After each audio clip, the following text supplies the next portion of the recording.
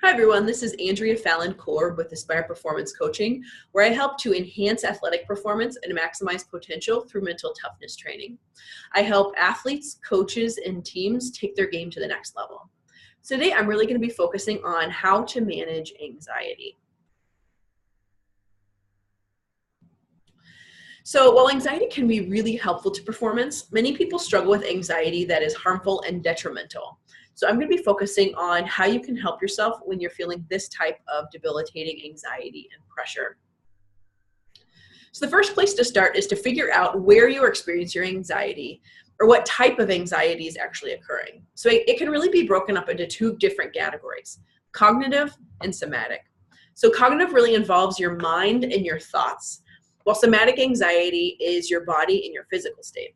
So once you're able to determine what's going on, whether you're experiencing your anxiety in your thoughts, your body, or both, then you'll be able to better deal with it, reduce it, and handle it more effectively. So one way to look at this is to look for signs of each type of anxiety.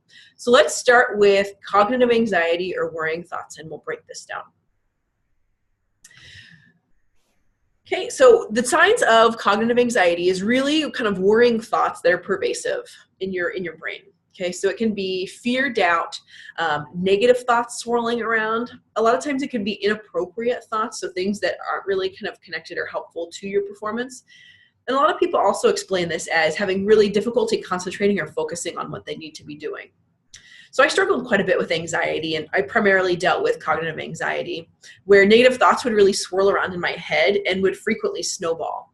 So I would make a mistake in a game and then beat myself up for making that mistake, and then worry about being in a similar position in the future and making a similar or even maybe worse mistake. So I remember this one particular game where I wasn't playing well and I actually didn't want the ball, which was really damaging for me being a point guard in basketball, where my primary role was to handle the ball and bring it down the court. So I remember this game very vividly, and I know some of my thoughts were, like, don't give me the ball. If I get the ball, I'm going to screw up again. I just can't do anything right. So, just kind of take me out or just kind of leave me out of here. So those negative thoughts had an extremely negative influence on my performance that game. So if you experience some of these or similar worrying thoughts, one of the best things that you can do is to use a thought-stopping technique. So really what thought stopping is a cue, word, or phrase or action to stop the unhelpful and negative thought and be able to clear your mind. So this can really occur three different ways. One can be a physical action. So I know I was working with one team where they would actually physically pretend to flush the thought away. They would kind of picture a toilet and would actually go do the physical action of flushing it away. This was actually a softball team that I was working with. So every time they went into a dugout, if they made a mistake when they were on the field, they would come in the dugout and they would kind of pretend to flush the toilet to get rid of that thought. So for other people, imagining something else can be really effective. I know a lot of people describe picturing, a stop sign, and doing that, it will kind of help them stop the thoughts that are going through their head. And a third thing that people can use is a cue word or short phrase, again, to be able to clear that unhelpful thought and replace it with something else. So something like saying powerful or unstoppable, or, just something that's really short and quick that they can say to themselves. I know for me as an athlete, one of the things that I really developed is I would kind of wipe my eyebrow. And this was a pretty unassuming thing. Nobody really thought anything of it when I was out on the court.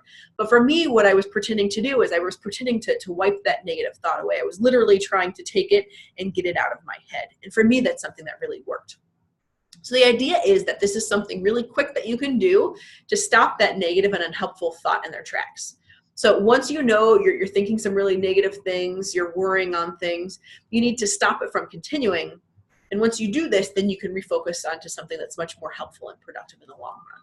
Okay, so that's one thing that you can do for cognitive anxiety that's really, really effective. So now let's go back and let's take a look at somatic anxiety. So somatic anxiety is different than cognitive. Again, cognitive is really about the thoughts that are going through your head. But somatic anxiety is really about your body and how you physically experience your anxiety. Okay, so the signs of somatic anxiety, a lot of people mention butterflies. That's kind of the number one thing that people mention. Other people sometimes talk about having a stomachache or feeling a little bit nauseous. A lot of times muscle tension is included. You know, your entire body can feel really tense or really tight, or maybe one specific muscle group is really, really tight. Frequently, your heart rate will increase, and you'll experience rapid breathing. A lot of times this is really short, shallow, and an irregular breath. Yeah, so I struggled at times with somatic anxiety. So for me, this primarily occurred as butterflies before a competition. But a lot of times, once I was 2 minutes into a game, that would settle and be completely gone. I remember before some really big games, I would get really physically tense, and actually my hands would begin to shake and tremor a little bit.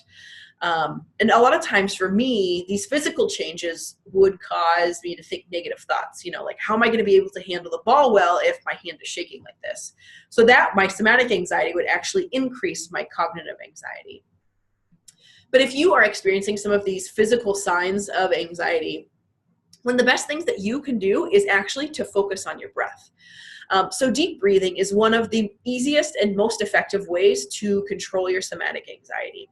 Because a lot of times, what I mentioned earlier, when people feel pressure, a lot of times their breath is really short, shallow, and irregular. So focusing on your deep breathing can slow down your heart rate. It can reduce that physical tension, and a lot of times alleviate a lot of these somatic anxiety symptoms that you're feeling. So what I would recommend is to doing a 15-second deep breath. So you're trying to get air all the way down into your diaphragm and back up. And if you're able to get air into your diaphragm and back up in a long, slow inhalation and exhalation, this will actually, it's proven that it will reduce your heart rate and relax your muscles. So what I would recommend is inhaling for 6 seconds. This needs to be a continual gradual inhale. A lot of times when people first do this activity, they take this really sharp, short inhale, but we want this to be really gradual over those 6 seconds. So inhaling for 6 seconds, holding your breath for 2 seconds, and then another gradual exhalation for 7 seconds. So when doing this exercise, particularly when you're getting started, I would really recommend using a clock or a stopwatch.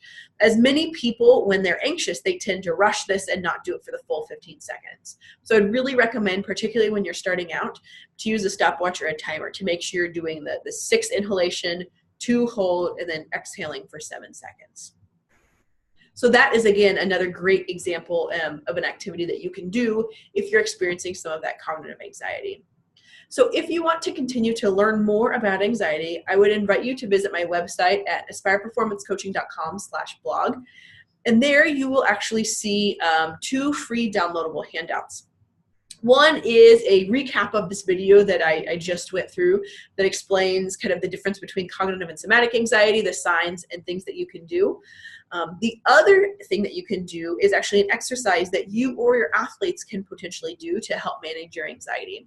So the purpose is really to help you recognize situations where you can be triggered to experience anxiety, and then actually create a plan to help reduce it before it harms your performance.